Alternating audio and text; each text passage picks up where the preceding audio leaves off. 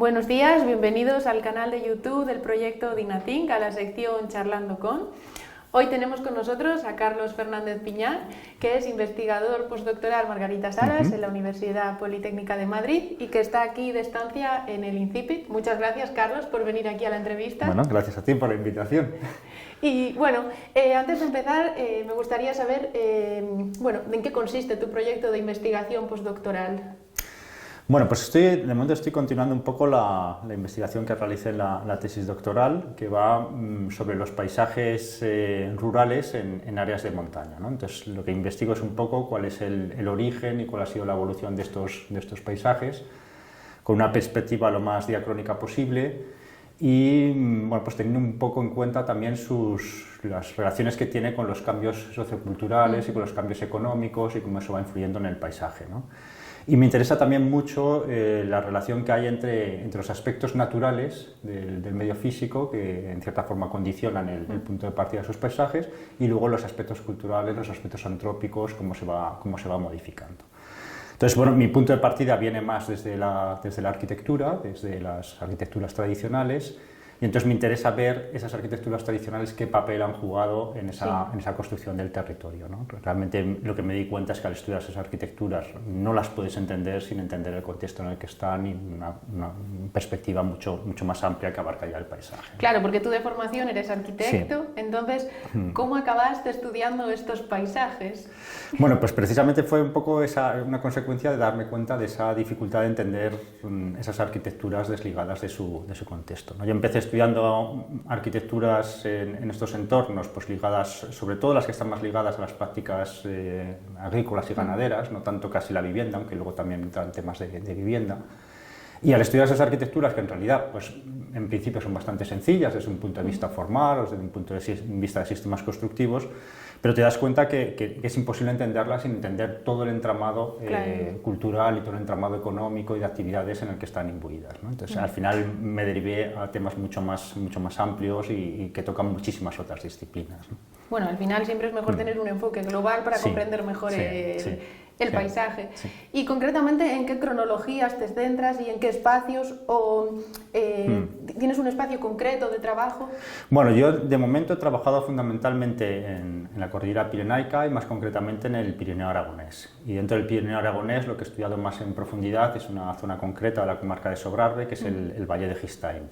Pero viendo también otras cosas de esta comarca y tratando de ver también desde una perspectiva más amplia las zonas de montaña, pues ya no solo el Pirineo, sino también he mirado muchas cosas de cordillera cantábrica o de Alpes, con el objetivo de poder comparar con lo que yo me encuentro en el Pirineo y poder de esa manera entender mejor las cosas, ¿no? Muchas veces si solo te dedicas a un punto muy concreto, pues hay cosas que se te escapan, que no comprendes si no ves cómo se ha actuado, cómo se ha desarrollado algo parecido en otra zona, ¿no?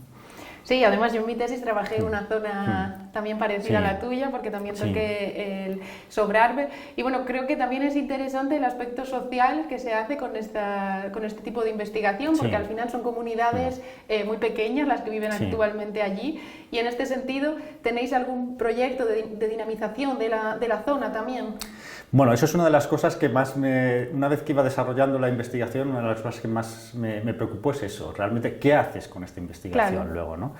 Y realmente eso es un problema grande que te encuentras allí, ¿no? Porque normalmente todas estas áreas de montaña en las que yo me muevo, que son más zonas de alta montaña, están muy ligadas a espacios naturales protegidos y están vistas desde una perspectiva en la que predominan los aspectos naturales, la protección de la naturaleza. Y todos estos aspectos culturales realmente quedan un poco de lado, ¿no? Entonces es una cosa que me preocupa porque afecta mucho luego a la patrimonialización de todas estas arquitecturas, de estos paisajes, cómo se conservan, qué políticas hay, que muchas veces chocan con esas otras políticas de protección de la naturaleza.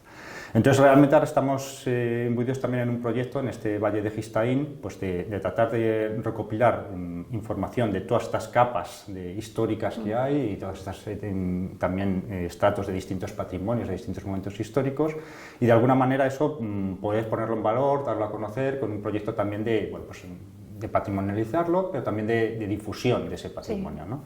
Y eso espero que sea algo que podamos hacer en estos próximos años, sí.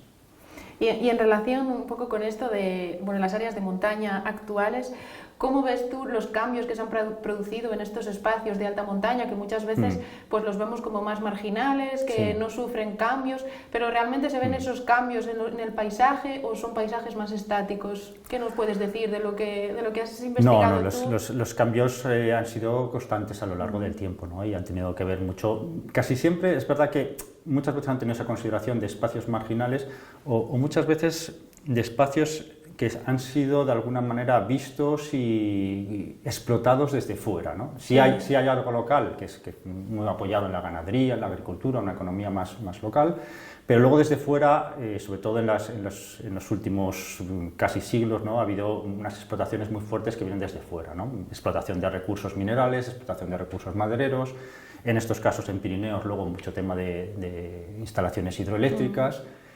Ahora las estaciones de esquí, el turismo, o sea, son todo cosas que vienen desde fuera y que tienen un impacto muy grande. Y en estas últimas décadas el impacto está siendo muy grande, ¿no? Pues, por ejemplo, el tema del esquí, aquellos valles donde hay instalaciones de esquí, pues el patrimonio histórico pues es algo que queda absolutamente dejado de lado, ¿no? Y se transforman, la sociedad se transforma, incluso la propia población es sustituida por otro tipo de población diferente, ¿no? Sí, ese es uno de los grandes problemas, porque también en arqueología se está perdiendo mucho patrimonio, pues por este tipo de intervenciones. Y bueno, ya para ir acabando, has hablado que tratas tu investigación desde una perspectiva bastante global, aunque seas arquitecto, y yo que me dedico mucho al tema de las humanidades digitales, del uso de las tecnologías en humanidades, ¿qué uso haces tú de estas humanidades digitales o no estás muy metido en este tema? También, claro, utilizo mucho, casi toda la información que voy recopilando, por ejemplo, he hecho muchos temas de inventarios de todas estas edificaciones, pues todo eso lo llevo siempre a sistemas SIG, ¿no? Y esos sistemas SIG también te sirven luego para hacer análisis, incluso para hacer otro tipo de búsquedas en lugares en los que son más de difícil acceso, que por otro tipo pues están ya muy metidos en bosque y es difícil encontrar cosas, pues para eso sí utilizo muchísimo este tipo de herramientas, ¿no? Sí, porque por ejemplo el LIDAR está dando muy buenos resultados en alta montaña. Sí, de hecho el LIDAR lo estoy ahora manejando. Claro, en las zonas en las que yo me manejo, en principio el LIDAR parece menos necesario porque son normalmente zonas en las que ya está muy deforestado por el tema de los pastos, pero sí es verdad es que hay zonas en las que se ha reforestado en estas últimas décadas muchísimo y el LIDAR pues te ayuda a meterte en esos lugares y ya ir luego ya a hacer el trabajo de campo, a buscar ya hacer la prospección directa con una información previa, ¿no? Sí. Y ya para terminar, ¿qué perspectivas de futuro te planteas? Porque ahora mismo estás aquí en el INCIPI de estancia. ¿Cuáles son tus proyectos futuros? Bueno, pues los proyectos futuros son seguir en estas áreas. Me gustaría seguir trabajando en algunas otras zonas con características parecidas. Por ejemplo, ahora estoy trabajando algo también con David González en Cordillera Cantábrica y esto ayuda a establecer pues, marcos comparativos. Y luego quiero ya profundizar mucho en estas temáticas más ligadas a estos procesos de patrimonialización, a estos problemas que hay pues, en cierta forma de encuentro, desencuentro entre la protección del patrimonio natural, patrimonio cultural, o sea, un trabajo más, quizás más antropológico, más orientado luego a la población local, ¿no? Pues muy interesante, Carlos. Muchas gracias por haber participado en la entrevista y mucha suerte con los proyectos futuros. Y bueno, muchas gracias por haber visto la entrevista, esperamos que os haya gustado y nos vemos en la próxima.